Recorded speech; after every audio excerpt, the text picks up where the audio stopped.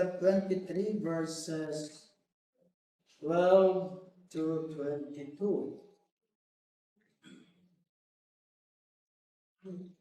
Sabi ko po mula 11. Sabi po, the following night, the Lord stood by him and said, "Take courage, for as you have testified to the fact about me in Jerusalem, so you must testify also in Rome." Verse 12. When it was day, the Jew made a plot and bound themselves by an oath, neither to eat nor drink till they had killed Paul. There were more than 40 who made this conspiracy.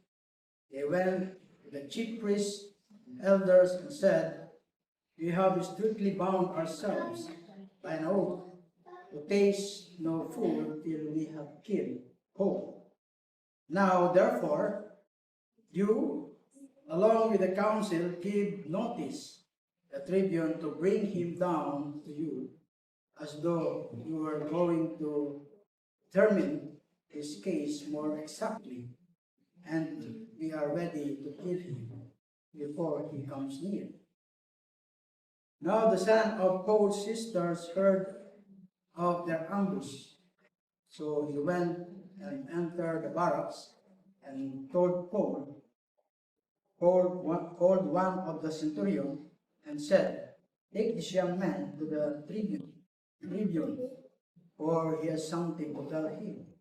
So he took him and brought him to the tribune and said, "Paul the prisoner called me and asked me to bring this young man to you, as he has something to say to you." The tribune took him by the hand and going aside, asked him privately, that "What is that you have to tell me?" And he said, "The Jews have agreed to ask you to bring Paul down to the council tomorrow, as though they were going to inquire somewhat more closely about him. But do not be persuaded by them, for more than 40 of their men are lying in ambush for him, who have bound themselves by an oath neither to eat nor drink till they have killed him. Now they are ready, waiting for your consent." So the tribune dismissed the young man, charging him, "Tell no one that you have informed me of these things." Heavenly Father, muli ay puri at nagpapasalamat. Diyos, muli ka.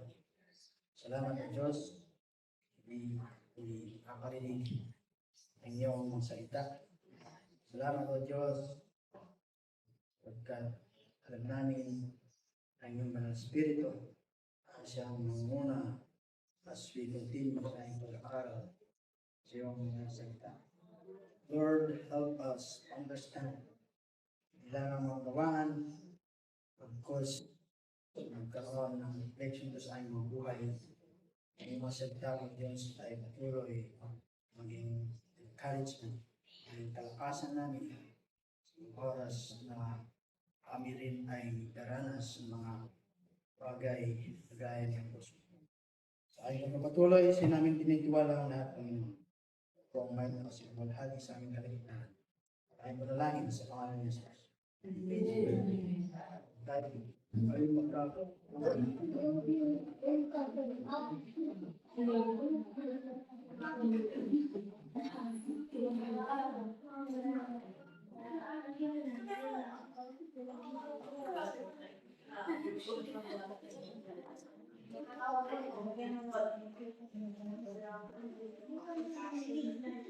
Ganun pong nakaraan sa ating pag-aaral, 2 weeks ago, sa chapter 23 mula verse 1 to 11, ay nakita po natin na si Apostle Paul ay dinala sa barracks, ay nagkagulo.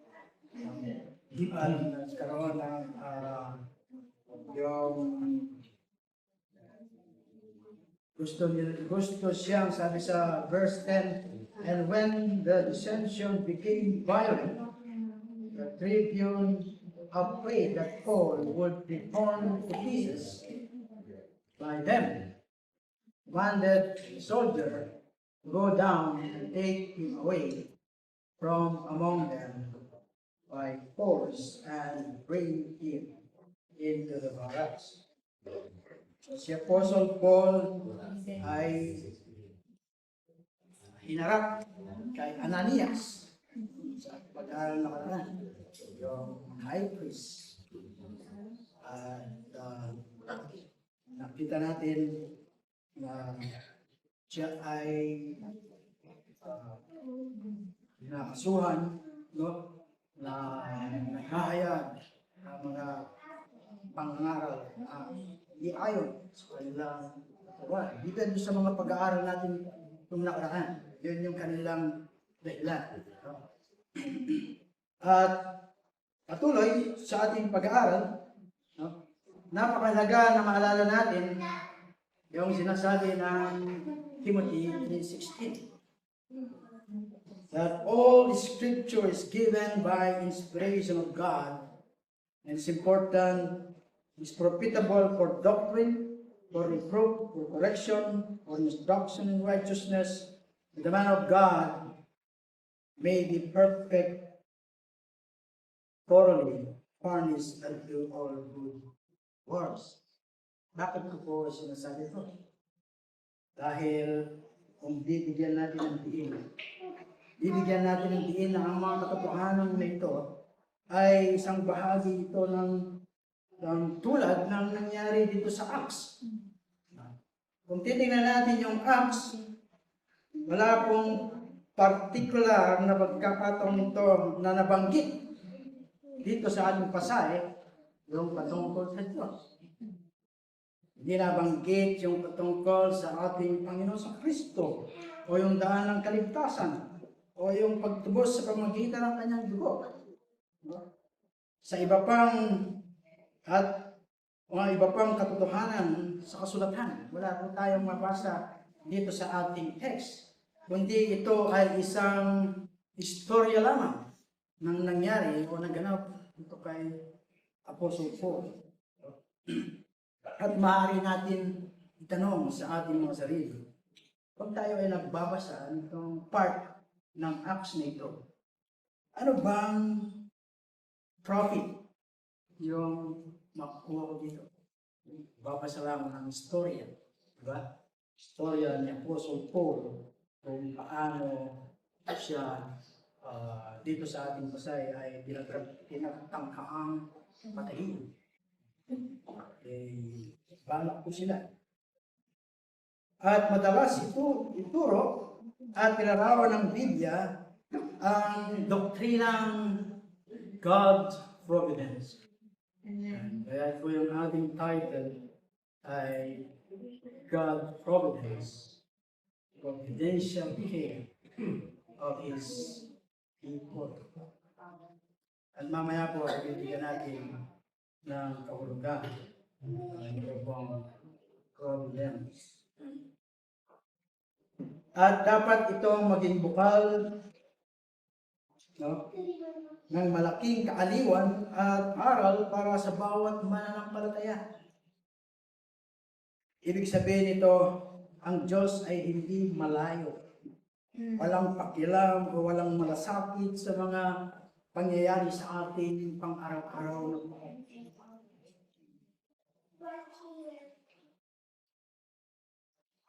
Salib bilang isang mapagmahal at mapagkalingang Ama sa langit, aktibo niyang pinangangasiwaan ang mga pangyayari sa ating mga buhay. Kadalasan ay sa parang hindi natin namamalayan. Ang hindi inaalis sa atin ang tungkuling gumawa ng mga responsibleng pagpapasya. Hindi niya inaalis yung ating mga responsible to act. But siya behind ay gumagawa. At ito pong istorya, no? Before us, ito nga contain no exposition of biblical doctrine, no exhortation, and no command. Sa halip, it illustrates for us the doctrine taught and illustrated elsewhere, no, of God's providence, yung providensya ng Diyos. At makita po natin yung governing verse of this dito sa ating pasay at sa mga susunod pa ng chapter na ating pag-aralan, no, ay makita po natin dun sa verse 11. Kaya binasa ko po mula sa verse 11. Kung saan pinangako ng Panginoon kay Apostle Paul that he must witness at Rome also. God had declared His sovereign purpose, and makikita po natin it unfolds sa mga chapter na pag-aaralan pa natin dito sa pag-aaral natin sa Acts. At makikita po natin dito, kasunod ng pag-aliw kay Pablo ay may sabwatan lamang sa kanya. Sa verse 11, nandun yung kaaliwan na nagmula sa Panginoon that He will be witness to Rome. But nung kinaumagahan, dahil gabi yung verse 11, at yung verse 12 ay umaga na, ay may sabwatan laban sa kanya. Kasunod ng kaginhawang mula sa tagapagligtas ay bagyong mula kay Satanas. Kasunod ng pangakong ibinigay kay Pablo ay ang pag-uusig laban sa kanya. Kasunod ng gabi, may presensya ang Panginoon dahil sabi doon sa pasay, the following night, the Lord stood by him. Ay ang araw na may presensya ng mga taong, ng mga mamamatay tao. Hindi ito katakataka, kundi karaniwang nangyayari. Kapag magpapala ang Diyos, maaari nating asahan na sasalakayin tayo. He will attack us kapag may blessing ang Panginoon. Kapag daw maharap tayo sa mga pagsubok at posisyon o pagsalungat sa ating paglilingkod sa Panginoon. Sa ating paglilingkod sa Panginoon. Dapat tayong magtiwala sa Kanya na poprotektahan niya tayo sa pamamagitan ng Kanyang providensya at isa sa katuparan ang Kanyang sovereign plan para sa ating buhay. Amen. So ipinahayag ng Diyos na magpapatotoo si Pablo para sa kanya sa Roma. Higit sa 40 Hudyo o Jews ang nagpasyang hindi sila kakain o iinom hanggat hindi nila mapapatay si Pablo kahit na ikamatay nila ito. Tungkol sa talatang 12 hanggang 13. Sa palagay mo, sa palagay natin, sino yung magtatanong? At kung binasa natin yung pasahe, alam na natin kung sino ang magtatanong.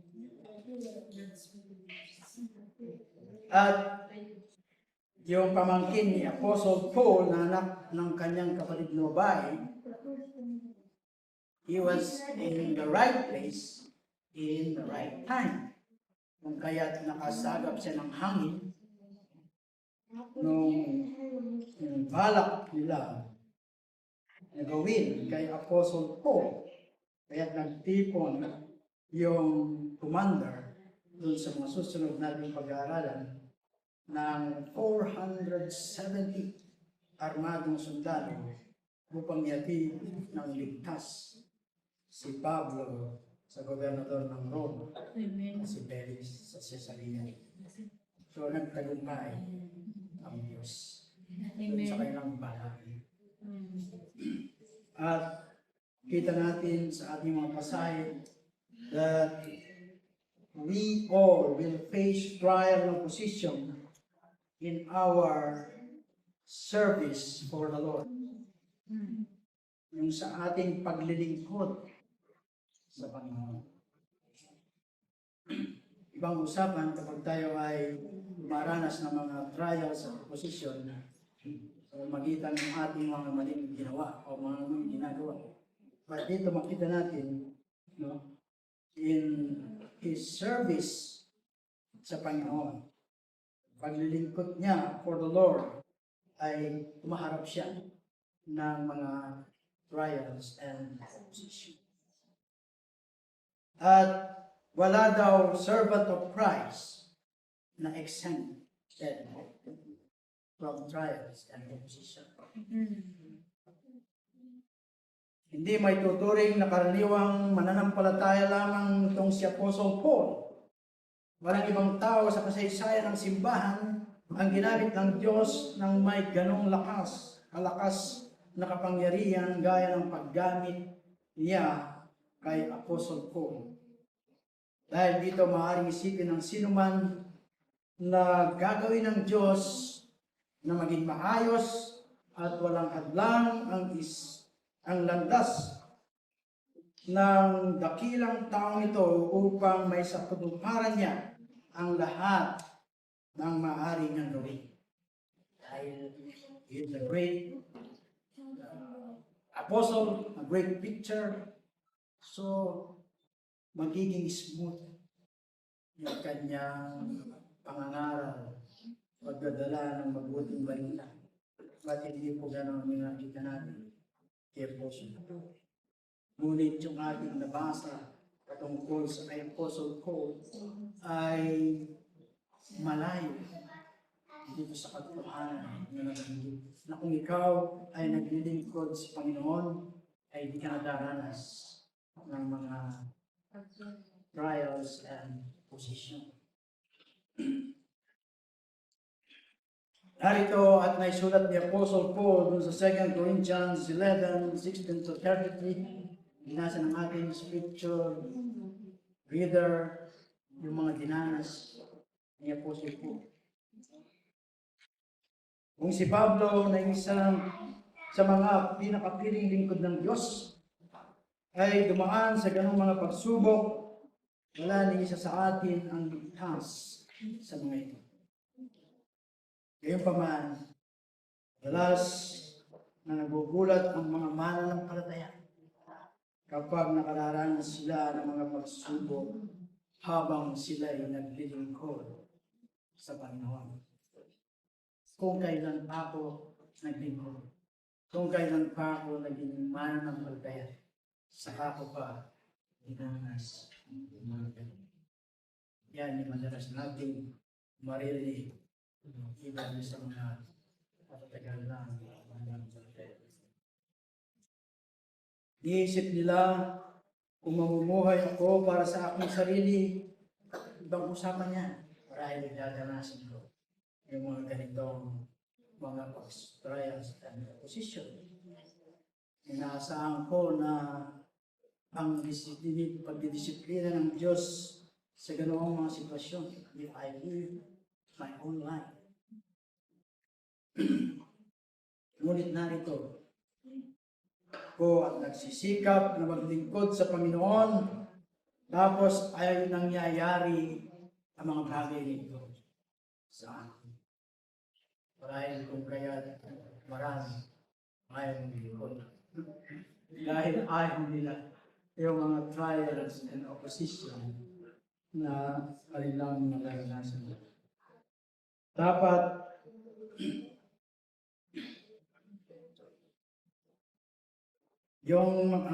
ang totoo, walang pangako ang Diyos sa kanyang mga lingkod na exempted sila sa mga ganong pagsubok at posisyon. Sa katunayan, madalas inilarawan ng kanyang salita ang buhay ng isang Kristiyano bilang isang pakikipagdigma. At ang pakikipagdigma ay tiyak na hindi nangangahulugan ng isang buhay na madali at walang hadlang. Kaya naman sa tuwing magsisikap kang maglingkod sa Panginoon, ito man ay isang ministeryong hindi gaanong nakikita or behind the scene, or isang ministeryong hayagan at lantad sa marami, dapat kang umasang sasalungatin ka ng kaaway at susubukan ka nitong pigilan sa iyong paglilingkod. Yun ang ginagawa. Ang mga pagsubok at oposisyon o mga pagsalungat sa ating kinakaharap ay maaaring magmula sa mga taong reliyoso sa halip na sa mga paghahanap. At nakita natin yan, hindi lamang sa ating pasahe ngayon, pagkus doon sa mga nakarang pa nating pag-aaral. There are religious leaders, yung mga tumutulig sa kanya. From Ephesus, sinundan siya hanggang Jerusalem, at susunod sila hanggang sa Roma. Kaya ba natin yan? May laging sumusunod sa iyo na tumutulig sa dahil gumagawa ka ng mabuti, dahil gumagawa ka, naglilingkod ka sa Panginoon. Maalala ninyo, si Abel ay hindi pinatay ni Cain. Si Cain nung pumatay kay Abel. Dahil siya'y masamang tao. Pinatay siya dahil siya'y mabuti. So same thing, dahil si Apostle Paul ay nandun ipinapalaganap niya yung banal na kasulatan, yung gospel ng ating Panginoon Kristo, ay sinusundan siya itong mga Hudyo. Hindi lamang sila karaniwang Hudyong nagsisimba sa sinagoga, kundi mga pinuno mismo ng mga Hudyo. Ang mga panatikong ito ay nagbabalak pumatay kay Pablo. Nagsagawa sila ng isang gawaing panrelihiyon, ang pag-ayuno. Nag-fasting sila. Nag-fast sila upang ipakita ang kanilang sigasig at debosyon sa Diyos. Alam nila yung kanilang gagawin ay makikris nila yung walang duda na binibigyan katwiran nila ang kanilang masamang layunin sa pamamagitan ng pangangatuwirang napakahalaga, yung kanilang mga hadikain. Kaya hindi mahalaga kung anong pamamaraan ang gagamitin upang may sakatuparan na yung kanilang hadikain.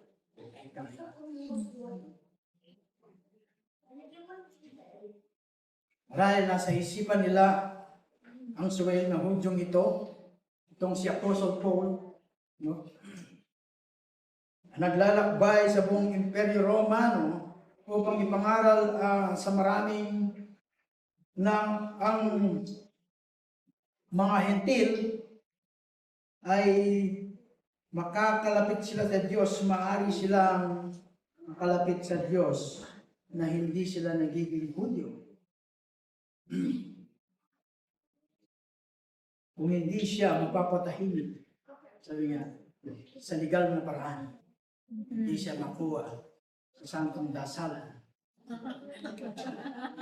Yan ang mahilig na buong bibig. Kung hindi siya makuha, kundi nila siya mapatahimik sa legal na pamamaraan, kailangan siyang patayin. Dahanin sa pasantong paspasan. Kung may mamatay man sa kanila sa kamay ng mga sundalong Romanong nagbabantay kay Pablo, wala silang magagawa roon. Kung kinakailangan ang panlilinglang sa commander ng Romano upang makisagkatuparan ng kanilang balak ay gagawin nila. Gagamit sila ng panlilinglang. Para sa kanila, ang mahalagang layunin ay nagbibigay katwiran sa masama. Kung kailangang i-deceive itong mga sundalo na may hawak ni Apostle Paul ay gagawin nila. Kaya mababasa natin doon sa ating text yung sinabi nung Binatilyo, huwag po kayong maniniwala. Sasabihin nila, dadalhin siya muli dito sa mga leaders ng mga Jews upang siya sa atin muli.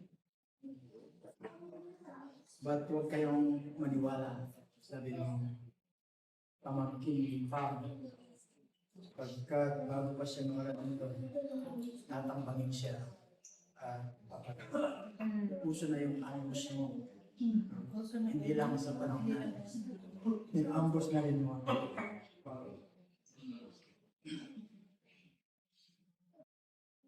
Mahusay na ipinaghambing ni Lucas, yung author ng Acts, ang kabaitan at pagkalima sa batas ng commander ng Romano laban sa nakamamatay na makikipagsabwagan itong mga reliyosong Hudyong ito. Taglay itong mga Romanong commander ang kabaitan at makita natin kung paano hinawakan ang kamay nito yung pamangkin ni Apostle Paul at dinala doon sa private na lugar upang kausapin. Dinala siya doon sa pribadong lugar upang pakinggan ang kaniyang sasabihin. Maaari sana niya itong pagtawanan lamang itong batang ito. Sabihin niya, chismis lang yan. Sabi mo naman nasagap yan. But, kinausap siya dun sa private na walang makakarinig. Dahil maselan na usapin ng kanyang babalita. Yun sa talatang 11. Sa halip, ginamit niya ang kanyang otoridad at ang mga sundalo nasa ilalim ng kanyang pamumuno upang protektahan itong Romanong mamahayag na siya po nang sa gayon ay matiyak at makamit ito ang isang patas na paglilinis. Kaya naman, isang sundalong Romanong hindi Hudyo ang nagpakita ng higit kabutihan kay Pablo kaysa sa ipinamalas ng sarili niyang mga kababayan. Anong aral nito para sa atin?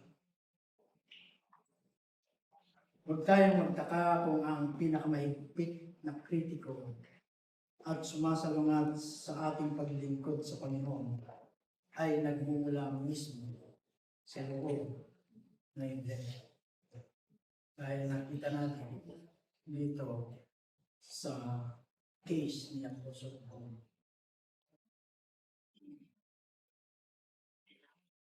Marami sa mga simbahan daw na evangelical ang basta na lamang gumagamit sa Diyos bilang pangtakip sa pagtataguyod ng kanilang makasariling hangarin. Tuturo nila yung Biblia dahil nagbibigay sila ito sa kanila ng pakiramdam na sila ay mahalaga at nagkakaloob ng plataforma sa harap ng publiko. Naglilingkod sila sa iba't ibang paraan dahil gusto nila ang pagkilala at papuring makukuha nila mula rito. Na we witness natin sa panahon natin sa mga iglesia. Sumusunod sila kay Jesus hanggat natutugunan niya ang kanilang mga pangangailangan.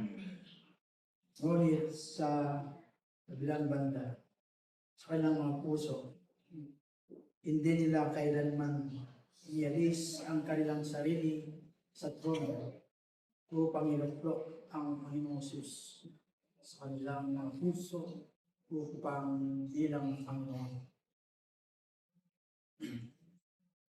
Then, kapag dumarating yung mga pagsubok at mga oposisyon o pagsalungat, dapat tayong magtiwala sa Diyos na protektahan niya tayo sa pamamagitan ng kanyang providensya at isa sa katuparan ang kanyang dakilang plano para sa ating mga.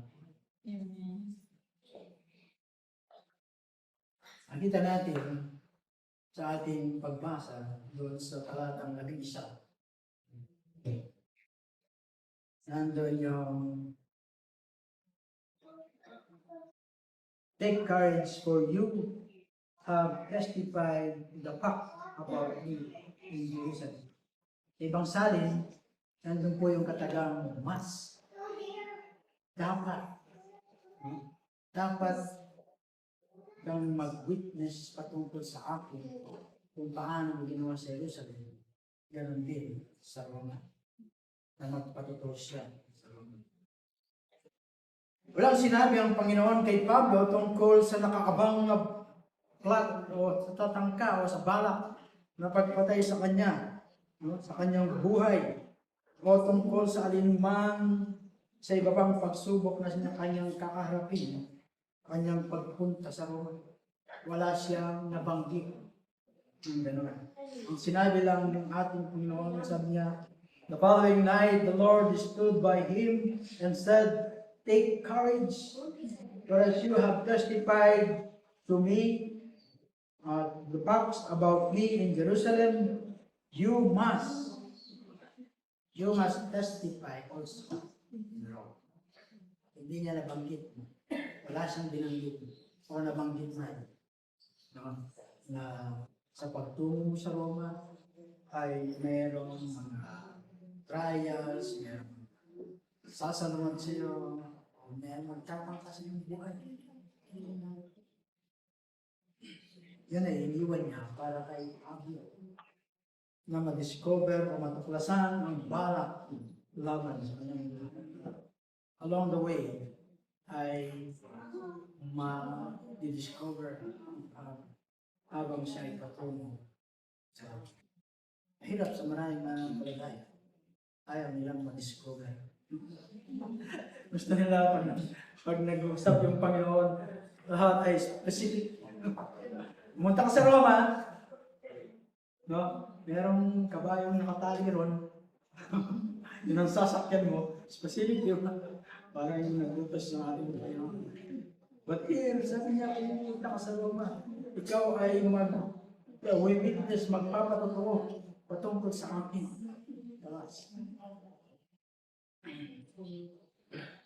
At nakita natin yung pamangkin ni Pablo. Dito lang sa pasahe na to, direktang nabanggit. May kamag-anak pala si Apostle Paul no, may pamangkin na kung kanyang kapatid. Nandun siya sa tamang lugar, sa tamang panahon upang malaman ang tungkol doon sa balak na pagpatay sa kanyang tsuri.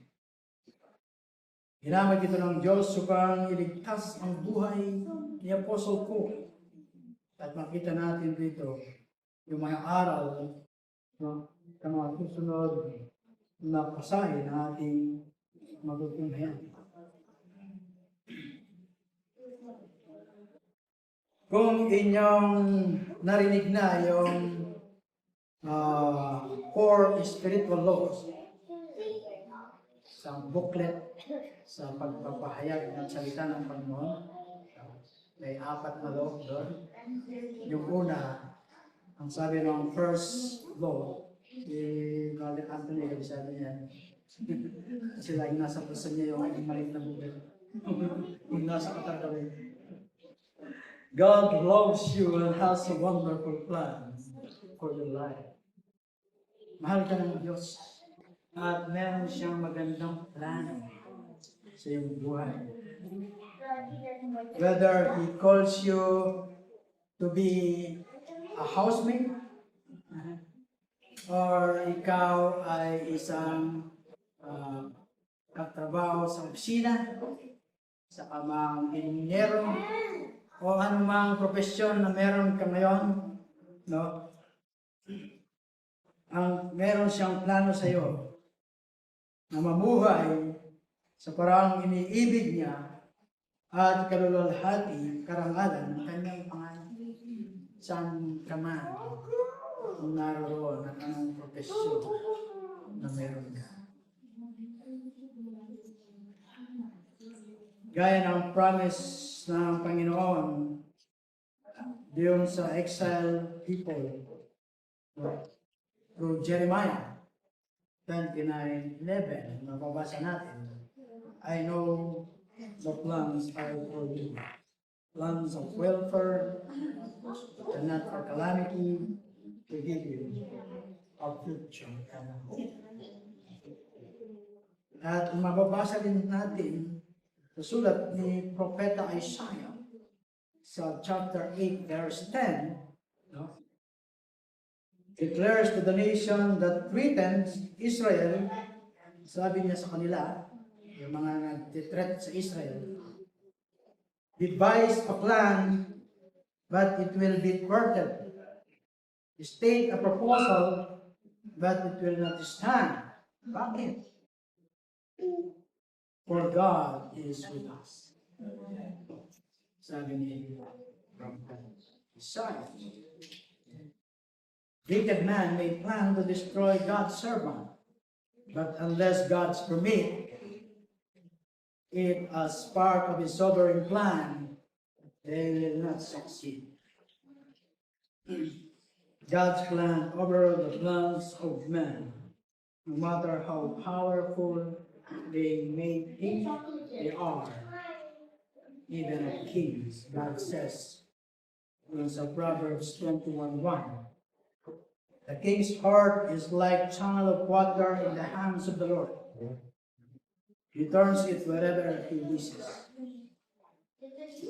Proverbs 21:30, sabi ron, proud men may plan out their lives, but there is no wisdom, no understanding, and no counsel against the Lord.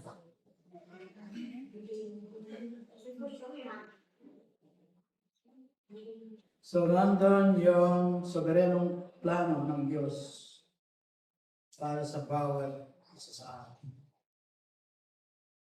At dahil sumunod sa mga nabasa kong pasahe sa Jeremiah 29:11, Isaiah 8:10, Proverbs 21:1, and Proverbs 21:33, ibig sabihin, walang versa gaano man kasama ang makahahadlang doon sa sovereign plan ng Diyos para sa atin. Itong mga 40 men who bound themselves under oath to murder Paul, kita natin doon sa verse 14 ng chapter 23, sila ay nagtungo, sabi rin, they went to the chief priest and elder and said, we have strictly bound ourselves by an oath to taste no food till we have killed Paul. Alam nilang ang pagpatay kay Pablo habang nasa ilalim siya ng pagbabantay ng mga Romano ay malamang magresulta ng pagkamatay ng ilan sa kanila sa pagsasagawa nito. Kung mahuhuli man ang iba, sila ay binitisin, di kayo papatahin dahil sa pag-atake nila doon sa mga sundalong Romano, abala sa kanilang tungkulin, pantayin ang isang mamamayang Romano.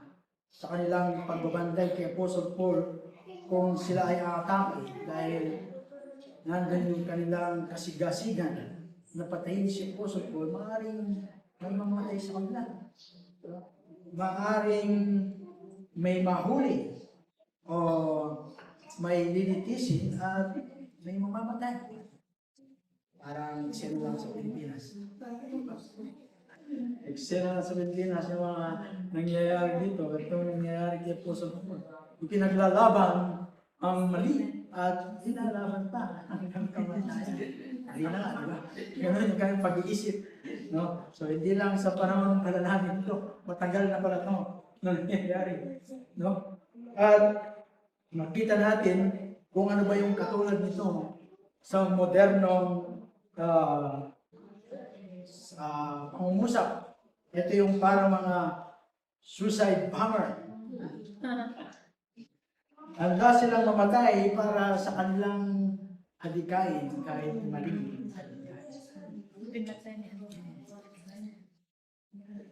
Minsan, kasama sa sovereign plan ng Diyos para sa atin ang pagiging martir.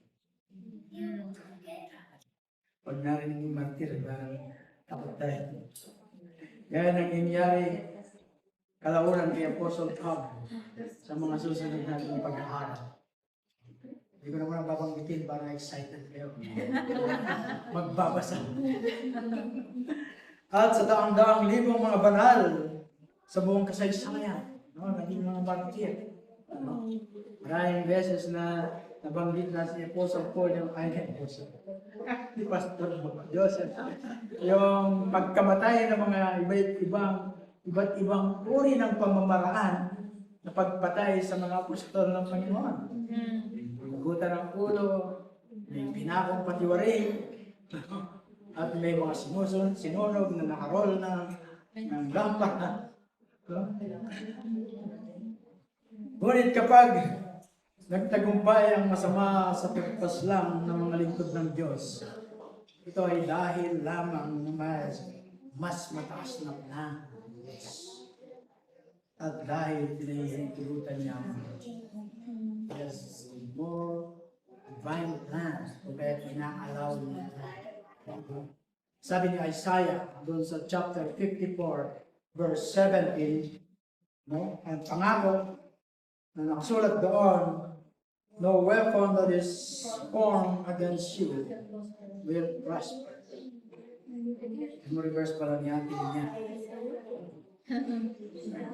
Makakakuha tayo ng malaking kaaliwan at katotohanan walang sino mang masamang tao, pamahalaan o pwersa ang makahahadlang doon sa sovereign plan ng Diyos para sa ating buhay. Ang providensya ng Diyos na yung paraan kung paano niya sinasakatuparan ang kanyang mga soberenong plan.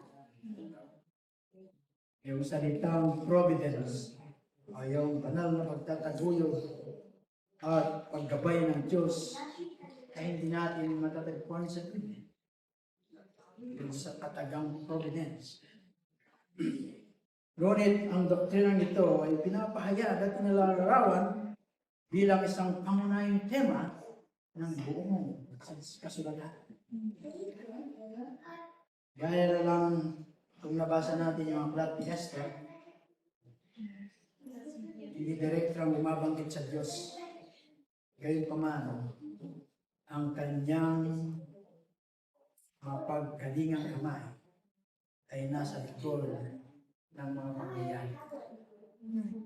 At ang mga pagbabago sa takbo ng kwento na nagligtas sa kanyang piniling bayan mula sa pagkawasan. Pag-uwi nyo, inyong basahin at Esther para nalang nyo ito yung sinasabi ko. May mga taong tumatanggi sa providensya ng Diyos sa pamamagitan ng pagsasabing nilikha niya ang mundo.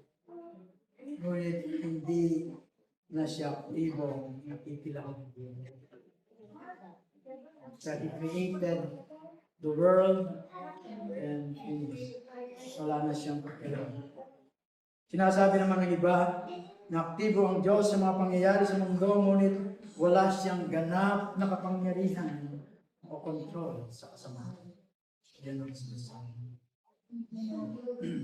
Ganoon pa man, itinuturo ng banal na kasulatan na aktibong kinokontrol at ginagabayan ng Diyos maging ang mga samang pangyayari at mga taong gumagawa ng masama sa parahang may sasakatuparan ang kanyang layunin. At swisil sa ating pag-aaral ng Old Testament ay ganoon yung nangyayari. Even ginagamit niya the wicked to accomplish his purpose. Ang kanyang soberanong kalooban, ganoon pa man, no? Hindi siya ang pinagmulan talaga ng kasamaan at hindi siya ang may pananagutan. Ngunit walang sino mang masamang tao, anumang masamang gawa ang makapagbabago o makakahalang sa sovereign plan o sa soberanong kalooban ng Diyos. No other can work yung sovereign plan ng Diyos sa ating. May mga theologian na nagbigay ng kahulugan ito sa katagang God's providence o sa providence ng Diyos. No? Sabi rito, God is continually involved in all created things in such a way that He keeps them existing and maintaining the properties with which He created them. Pinapanatili niya. No? Pinapanatili niya ang kanilang pag-iral at ang mga katangiang taglay nila noong sila ay kanyang likhain. He cooperates with created things in every action, directing their distinctive properties to cause them to act as they do. Nakikipagtulungan siya sa mga nilikha sa bawat kilos, ano ba't ginagabayan ng kanilang mga natatanging katangian upang kumilos sila ayon sa kanilang kalikasan. Ang pangatlo, He directs them to fulfill His purpose. Nagabayan niya sila upang tuparin ang kanyang mga layunin. At sa ibang mga theologians, sabi po, providence means not that by which God idly observes from heaven what takes place on earth, but what by which, as keeper of the keys, He governs all events. Yung daw providensya ay hindi nangangahulugan na basta lamang nagmamasid ang Diyos mula sa kalangitan. Hindi lang siya nag-observe. Hindi lang siya nagmamasid sa mga pangyayari na nagaganap dito sa earth. Kundi ito ay ang pamamahalan niya sa lahat ng pangyayari bilang tagapamahalan or keeper of the peace. Una, makikita natin that God's providence means preservation. God keeps all created things existing and maintaining the properties with which He created them. Sabi sa Hebrew 1:3, that Christ holds all things by the word of His power. Colossians 1:17, sinasabi rin that all things hold together in Christ. God's providence means occurrence o pagsang-ayon. That God cooperates with created things in every action, directing their distinctive properties to cause them to act as they do. Kasama raw dito that God causing things to happen that we would think na natural occurrence lang. Halimbawa raw, ang sinasabi ng Biblia, God causes the rain to fall on earth. And God gives food to the wild animals and birds. At marami pang mga pasahe, no, that God's providence means occurrence. God's providence means government. God has a purpose in all that He does dito sa mundo ito. And He providentially govern or direct all things in order that they accomplish His purposes. He does according to His will in the hosts of heavenly among the inhabitants of earth, and no one can work of His hands or say to Him, what have you done? Daniel 4:35. Ephesians 1:11, God works all things after the counsel of His will. So yung doktrina ng providensya ng Diyos ay tunay na praktikal at nagbibigay aliw sa ating pang-araw-araw na buhay. Kung tayo daw ay namumuhay sa isang mundong pinatatakbo lamang ng tsamba o pagkakataon, sabi, ito raw ay isang nakakatakot na lugar. Pero namumuhay ka sa lugar na kung saan, no, ang nangyayari ay mga tsamba o pagkakataon. Hindi natin alam kung anong mga masamang bagay ang maaaring mangyari sa atin o sa ating mga mahal sa buhay.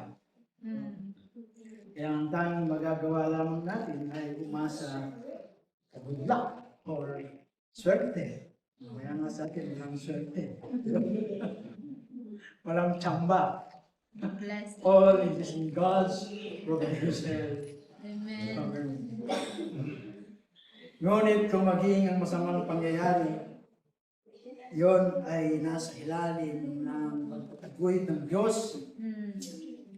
Alam natin kaya niyang gamitin ito para sa kabubuti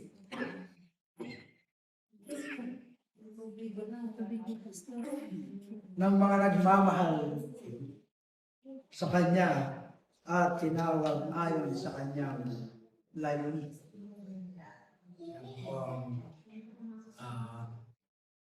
Romans 8:28. Sabi mo, ano ka may oposisyon? Kahit sa pagkaya, may oposisyon. May nakaalala.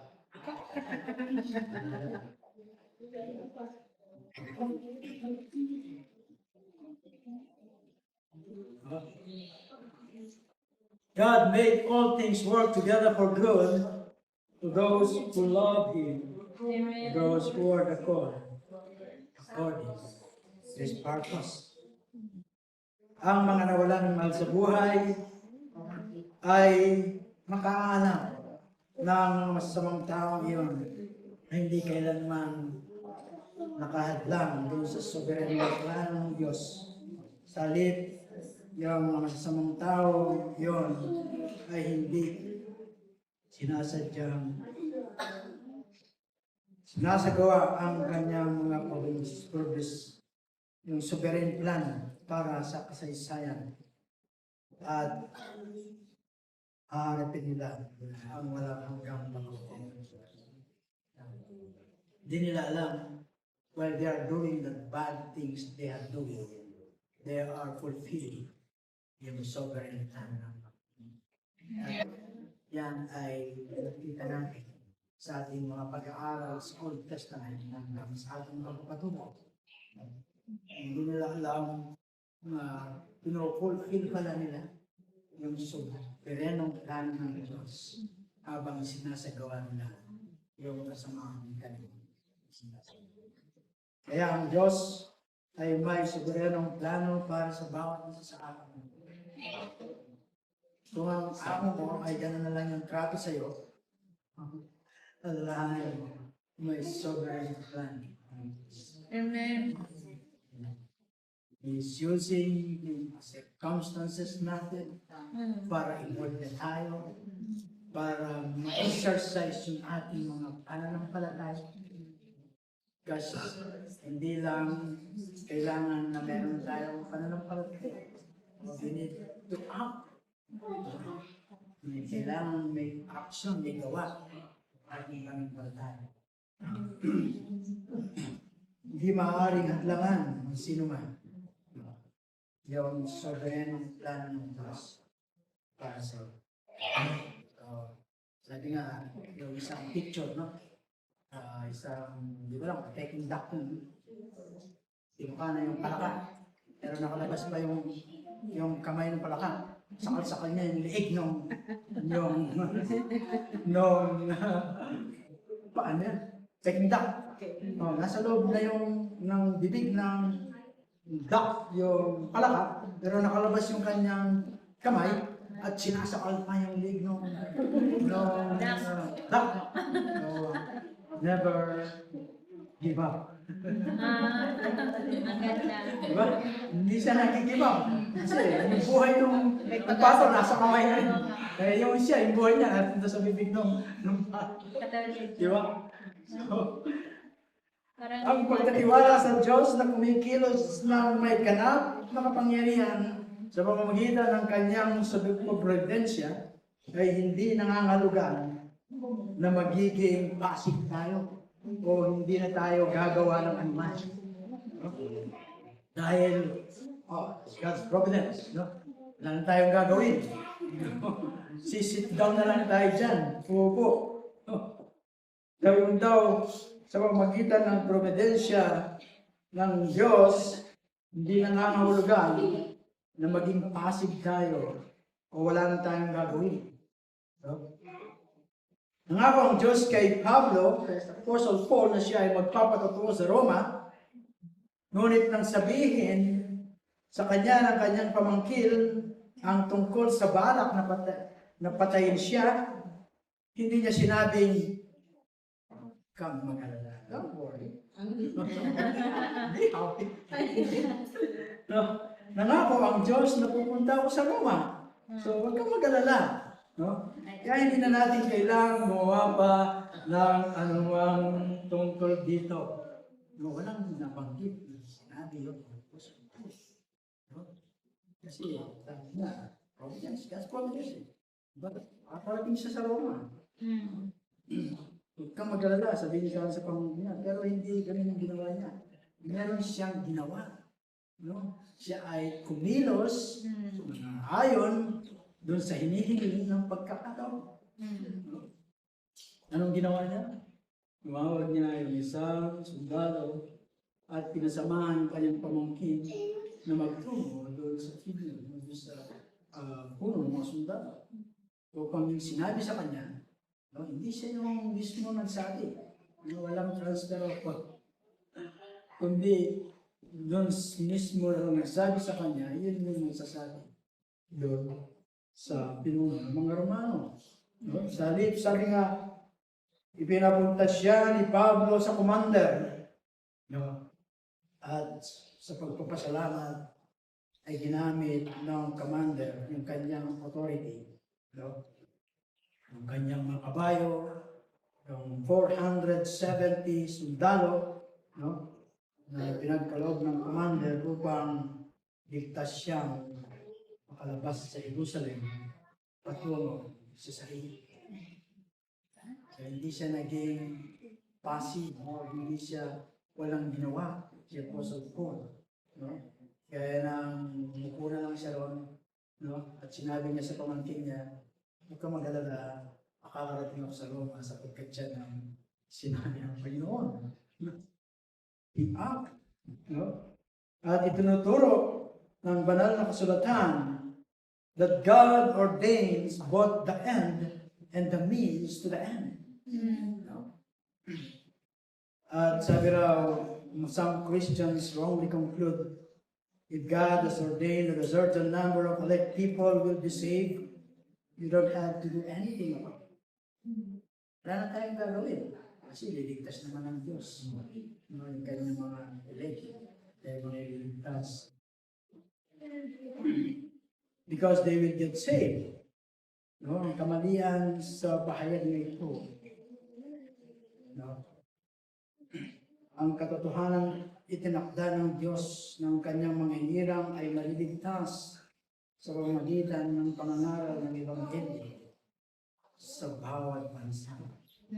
Sinabi doon sa Matthew 28 verse 19, go therefore and make disciples of all nations, baptizing them in the name of the Father and of the Son and of the Holy Spirit. Make disciple. Hindi lang make Christian. No. Hindi humihinturan doon sa make Christian. Make disciple. At sinabi pa ni Apostle Paul doon sa 2 Timothy 2:10, for this reason I endure all things for the sake of those who are chosen or elected, so that they also may obtain the salvation which is in Christ Jesus and with it eternal glory. Kinailangan tisin ni Apostle Paul ang kanyang mga pinagdaanan upang may pangaral ng mensahe ng kaligtasan sa mga hinirang ng Diyos at sila ay maligtas. Tinakda rin ng Diyos na tayo ay manalangin upang makita ang pagdating ng kanyang kaharian doon sa Matthew 6:10.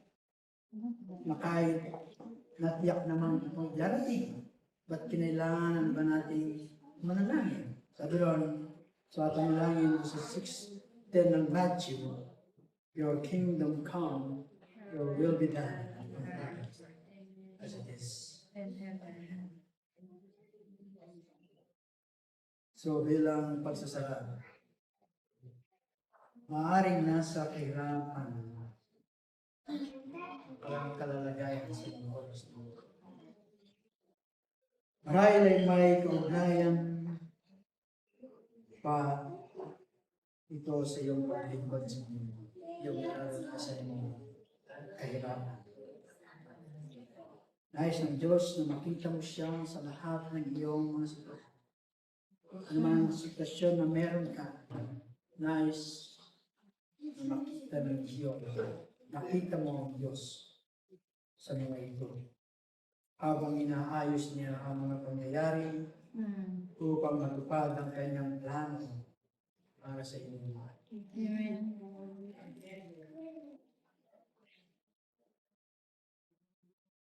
Sabi ni Harry Ironside, kilala niyo siya sa kaibigan. Sabi niya, hindi kailanman mas malapit ang Diyos sa kanyang bayan kaysa sa mga sandaling hindi nila nakikita ang kanyang mukha. Hindi raw kailanman mas malapit ang Diyos sa kanyang bayan kaysa sa mga sandaling hindi nila nakikita ang kanyang mukha. Habang hindi mo nakikita yung mukha ng Diyos, ay mas malapit at gumagawa ng mga bagay na hindi mo inaasahan.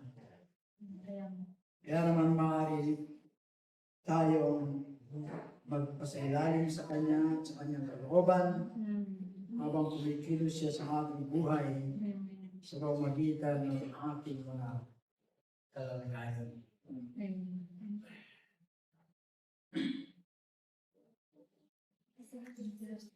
So ang Diyos ay kumikilos. Ano mga sitwasyon meron tayo? Minsan hindi natin ma-explain. At agad tayong retreat, nawawala ng pag-asa. Mm. But kagaya ng ating pasay, kung ano ang ginawa ng ating Panginoon kay Apostle Paul, no? Ay maaari niya rin gawin sa akin.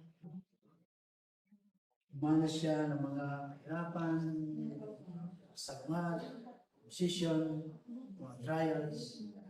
But kita natin, siya ay nagpapatuloy. Hindi siya bumibigay. Kung saan kanina, bumibigay o bumibigay. Nagpapatuloy siya na mabuhay doon sa nais at ayaw sa Mm. tuloy yung kanyang pagpapahayag ng Ebanghelyo ng kaligtasan. Saan man siya makarating. Even binibigay niya yung kanyang buhay. Mm. Lay down his life para may hayag yung banal na kasunod. Yung mabuting balita na kailangan marinig na wala kong kung si Apostle Paul ay kaya niya ibigay yung kanyang buhay, no? Tayo, sabi ko nga kanina, kung hindi natin kaya ibigay yung ating buhay, kaya naman natin mabuhay para sa kanya upang maihayag yung banal na kasulatan, yung gospel, yung buting balita ng kaligtasan. Hindi lamang sa ating, una sa ating mga pamilya, no? Sa mga nakakasama natin, sa trabaho, mga kaibigan, kasi man, yung nilalagay ng Panginoon sa atin. Amen. Tuloy tayo na ganapin ang kalooban ng Diyos pagkat alam natin siya ay gumagawa ng Diyos behind sa ating mga nakikita. Salamat sa Panginoon sa mensahe niya, sa paborito. At itutuloy natin kung saan na nakarating si Apostle Paul sa next Sunday. Siya ay makakarating na sa tayo po ay tumayo. At lang.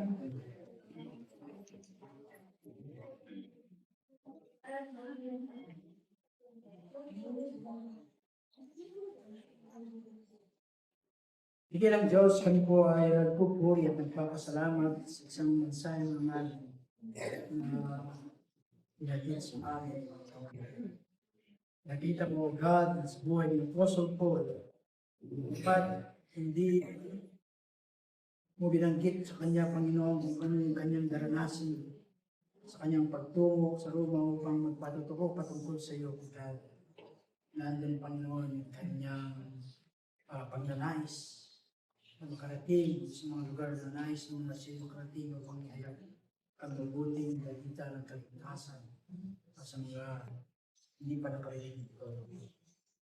Lord, salamat muli sa iyong pagpapaalala sa bawat pangyayari sa aming mga buhay ay alam mo, Panginoon, at ikaw ang i-control ng lahat ng bagay, kaya hindi po kami dapat patuloy na iwala sa iyo, ilagak ang aming pasanin, mga sitwasyon, Panginoon, sa pagkakalam namin. O God, ano namang tumulog sa amin, ikaw ay kilos ng ayon sa iyong mga pamamaraan, ayon sa iyong kalooban. Lord, maraming salamat po sa ulit ng salita na ibigay ng kakaliwan sa amin tungkol sa iyong providensya, Panginoon, at sobrang plan sa aming mga buhay, kagaya na ginawa mo, tuloy na ginagawa. Apostle Paul, hanggang sa pangkos namin ng pag-aaral, dito sa mga gawa. Lord, even sa amin, narinig ko, ito namin ang God, na meron ng mabaling plan. Bawat isa namin dito, hindi po aksidente na nandito kami. Hindi meron po kami dito na meron kami layunin sa Panginoon. At dalayan ko, Panginoon, sa tulong ng Espiritu, makita namin, O Diyos, yung layunin mo para sa amin, even sa ginawa ko ng God, makita namin layunin mo, Panginoon, yung gawain na sa amin as we go and declare, Panginoon, the gospel around as we depart in this place, O God, dala namin ang sign ng aming narinig, Panginoon, at sa tulong ng Holy Espiritu, ito namin may bahagi namin ito, Panginoon, kaya naman yung aral, kaya yung umaga, Panginoon, namin yung courage, Panginoon, yung passion mo namin, yung soul, namin, Panginoon, kung natanggap namin biyaya mula sa iyo, Panginoon, na libre, na walang bayad, Panginoon, ay maipasa rin at share sa ikaw pa ng aming naranasan. Yun yung nananampalataya, Panginoon, ay maranasan nila yung nasa presensya na sa piling na ay Panginoon sa Kristo. Lord, maraming salamat po ulit sa hapon na ito. Taong dinala mo rito, God, ngayon, Lord, na lahat ng ito ay alam mo, Panginoon, ikaw dadirect, ikaw magabay, at ikaw kilos sa buhay ng bawat isa. So in this place, Panginoon, ay dala namin, Panginoon, paano mo mag-glorify ng pangalan mo sa aming mga buhay as we live your buhay na you are intended us to live. Lord, salamat po, God. Sa mga panalangin sa pangalan ni Jesus. Amen. Lord, to be more stable.